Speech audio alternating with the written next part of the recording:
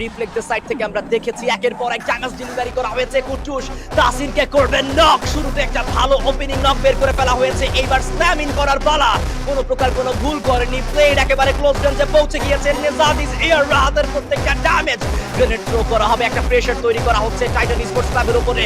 Rahat knock নিয়েছে, তাসিনকে কিল confirm করে ফেলা হবে।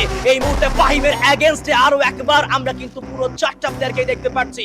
টাকলা একা পড়ে গিয়েছে, নিজের হেলথ বারংবার লুজ হয়ে যাচ্ছে। ক্র্যাকেন খানিকটা পেছনে রয়েছে। নো গ্র্যাভিটি, তারাও চাইলে এই দিকটাতে এসে একটা থার্ড পার্টি পুল অফ করতে পারে।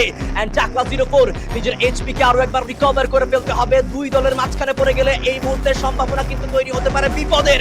Blade is taken down, Rahat দিয়েছে নক, কিল করবে কনফার্ম।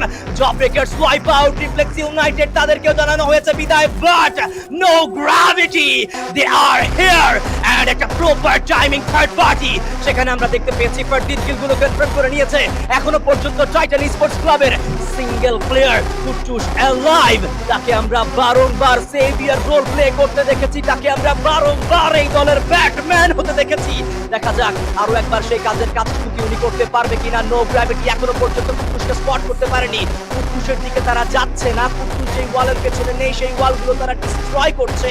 আরাফাত 1 ডানে বামে চতুর্দিকে ইনফরমেশন গুলো সিকিউর করার ট্রাই করবে, বাট একটু লোয়ার গ্রাউন্ডে আমরা ফাইন্ড আউট গোল্ডের একটা সিঙ্গেল প্লেয়ার দেখবো।